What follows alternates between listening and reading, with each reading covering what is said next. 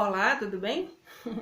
Para quem me conhece, para quem não me conhece também, eu sou Iracema Correia.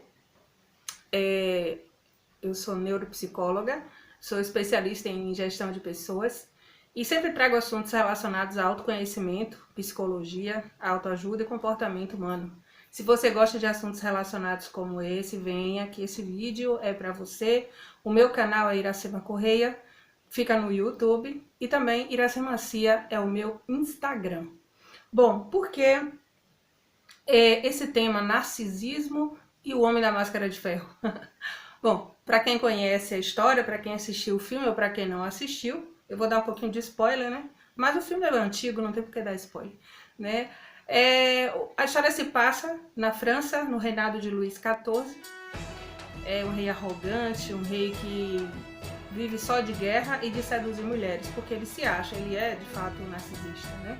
E tem os três mosquiteiros, né? Que é Athos, Porthos, Aramis e D'Artagnan, né? D'Artagnan, ele jurou lealdade ao rei, então ele defende a vida do rei acima de qualquer coisa. O rei pode aprontar o que for, ele jurou lealdade ao rei, ele defende esse rei. É uma lealdade absurda, né? Esse rei Luís XIV é um jovem bonito que seduz as mulheres e que promete, né? As mulheres ficam no desejo de se tornarem rainhas. Na realidade, o que ele quer é só levar elas para cá, né? Bom, a história começa a ter um problema muito ruim, justamente quando ele conhece uma jovem, né? Se eu não me engano, Christine, e acho que foi no baile, algo assim, e essa jovem, ela é a jovem com quem Raul, filho de Athos, vai pedir para desposar, para namorar ela. E ele passa por cima de tudo isso, o rei Luís XIV, vai lá e pega a menina. E ele pega a menina, mas primeiro ele promete, né, ser um homem assim, protetor, né, aquele homem que vai proteger a mãe dela, que tá doente, a família dela, né. Então a menina se deixa levar, né, se deixa seduzir, porque ele quer a menina. E aí o filho de Athos sabe disso, vai tentar matar o rei, acaba sendo assassinado. Athos fica indignado, vai tentar também matar o rei e é impedido por D'Artagnan, que é seu amigo. Mas por causa deste comportamento horrível, narcisista, né, do rei Luís XIV, o que acontece é que os dois ficam inimigos. Cria-se uma triangulação muito grande. Ele usa a lealdade, olha só, ele usa a lealdade que D'Artagnan tem por ele e cria uma inimizade muito grande. E no final de tudo, as coisas acabam dando errado entre esses amigos, né? E aí quando os outros mosquiteiros acabam sabendo da história, eles vão montar um plano, né, para poder tirar o poder do rei, né, destronar o rei. E aí eles descobrem, né, ou eles já sabiam, que na realidade o rei ele tem um irmão gêmeo. Só que esse irmão gêmeo, ele foi separado logo no nascimento para que os dois não brigassem pelo trono e a França fosse então dividida. Então o que acontece é que esse jovem, ele mora no interior, só que quando o rei Luís XIV descobre que tem um irmão gêmeo, com medo, né, de perder o poder, sendo irmão dele ou não, eu sei que ele manda esse jovem pra masmorra e bota uma máscara de ferro para ninguém jamais conhecer, porque ele é idêntico, são gêmeos idênticos, né? No caso dos três mosquiteiros, eles vão lá e pega de novo esse jovem, né? Conta a história para esse jovem, vai lá e treina ele para que ele seja tão parecido quanto o rei. Mas aí que tá o problema. O problema é justamente esse. Porque esse jovem, apesar dele ter sido criado em condições muito difíceis, ele foi maltratado, né? Ele vivia sem ver a luz do dia, é uma pessoa subserviente, toda assustada, com medo do que acontecia, e aí ele é muito dócil. Deveria ser uma pessoa que teria uma mentalidade com desejo de vingança, que deveria usar a sua história difícil de vida para querer o trono com todas as forças, mas não foi isso que aconteceu, ele era dócil. E o plano para trocar os dois, né, trocar Felipe por Luís XIV, no caso trocar Luís XIV por Felipe, acaba dando errado justamente por causa dessa docilidade de Felipe, né? Ele era muito dócil, ele era muito empático, a menina quase que ia caindo, ele foi lá e segurou. Foi esse simples ato que deu para perceber que ele não era o rei verdadeiro. E aí começou toda a história, né, toda a conspiração. Esse jovem, ele não tinha os mesmos trejeitos do rei Luís XIV. Ele era dócil, tinha uma postura subserviente, né? Ele era muito preocupado com as pessoas. Houve um momento em que ele precisou poupar a vida da menina, né? Foi quem o rei Luís XIV usou essa menina para conseguir o que ele queria. E ele tentou ajudar uma pessoa que estava caindo. Então foi por causa dessa atitude que o plano não deu certo. Então, por que eu estou lembrando desse termo, dessa época, desse período, desse filme? Porque eu quero mostrar para vocês que do mesmo ambiente onde sai o narcisista, sai também o empata. Ambos têm a mesma criação, todos os dois. Mas muitas vezes, aquele que é o narcisista, ele procura, ele percebe que ele não tem a atenção dos pais, ele procura então silenciar aqueles sentimentos espontâneos que ele tem de bondade e, devido ao seu caráter, ele vai lá e utiliza coisas ruins para chamar a atenção. Quem não conhece aquele filho que tem o costume de ser o baderneiro, o bagunceiro, né? Que na escola costuma bater nos colegas, aprontar, e aí os pais vão lá e dizem: olha, ele é um bom menino, meu filho, não faça isso, e ele continua fazendo, né? E a gente vê que os pais estão sempre passando a mão pela cabeça.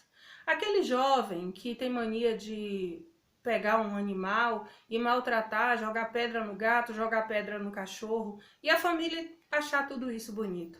Então, o narcisista, ele já vem com esse hábito, e ele clica, ele percebe que dessa forma, agindo dessa forma, ele consegue a atenção das pessoas. Geralmente ele é violento, geralmente ele costuma, por muito pouco, tirar a vida das pessoas por nada, simplesmente para se vingar. Quantos homens estão envolvidos em um relacionamento? Eu digo homens porque a maior parte dos narcisistas são homens. E muitas vezes porque a mulher disse que não, ele não aceita a rejeição e vai lá, bate na mulher, né? E muitas vezes a própria mulher vai lá e alimenta esse sentimento dele de poder e diz, no fundo ele é uma boa pessoa. E a mãe sabe, e o pai sabe, e mesmo assim permite. Para todo narcisista há necessidade de ter alguém para alimentar. No filme O Homem à Máscara de Ferro, D'Artagnan, ele alimentou o tempo todo porque ele jurou lealdade ao rei. Então o rei poderia fazer qualquer coisa, ele estava do lado do rei, sempre alimentando.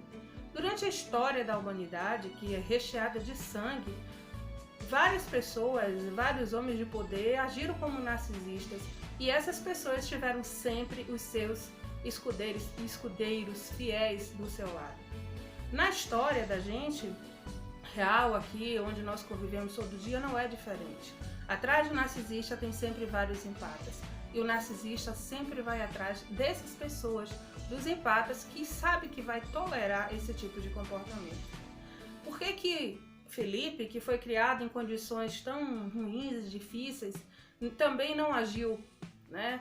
Não reagiu da mesma forma que Luís, tendo um caráter ruim, mas pelo contrário, teve um caráter dócil e não conseguia ter tamanha arrogância e tamanho sentimento de que ele é o melhor, até para dizer assim, agora vocês devem a mim um trono. Por que foi tão diferente no caso dele?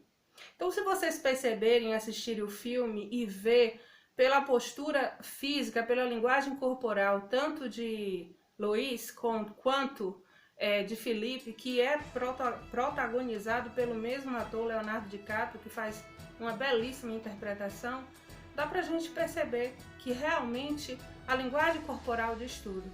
O narcisista, ele é sempre o principal. Ele muitas vezes é bonzinho, ele simula essa bondade porque ele tem algum interesse. Quando ele prometeu para a menina que ele disse que iria ajudar a família dela, é porque ele queria pegar a menina. Não importava se essa menina ela era comprometida ou não. Os interesses dele vinham em primeiro lugar. E assim vai. A história imita a vida e a vida imita a arte. Bom, nesse momento foi o que falei com vocês sobre um pouquinho sobre a sinopse, né? O resumo do filme O Homem à Máscara de Ferro. Mas o tema sobre narcisismo e empatia, né? O narcisista e o empata, eles viverem sempre um do lado do outro, é uma espécie de, como é que nós vamos chamar? De simbiose, né? É um sugando a energia do outro, isso é muito ruim. No caso, o narcisista, ele suga a energia do empata. E veja que ele triangulou, né? Então, por causa de uma atitude errada dele, ele teve quem apoiasse o erro dele. Ele conseguiu destruir a amizade entre D'Artagnan e Athos, conseguiu matar, fazer com que a própria menina se matasse, e o namorado da menina também foi assassinado. Então veja vocês qual o tamanho da destruição que o narcisista causa na vida das pessoas. Nós estamos falando de psicopatas, nós estamos falando também de narcisistas, né, que são características, o narcisismo é uma característica da psicopatia. Então é importante que vocês saibam que do mesmo berço que sai o narcisista, sai também o empata. Só que o empata, ao invés de procurar se vingar ou chamar atenção pelo lado negativo, ele vai para o lado positivo, por questões de características próprias dele. O narcisista não se enxerga. Como a lenda do vampiro, os vampiros não se enxergam no espelho. Assim também são os vampiros emocionais. Eles não se veem como narcisistas. Espero que vocês tenham gostado, tá bom, desse vídeo? Se vocês gostaram, clique em curtir, compartilhe, se inscreva no canal, leve para outras pessoas. Obrigado pelas visualizações, tá? Um grande abraço para vocês, prosperidade a todos.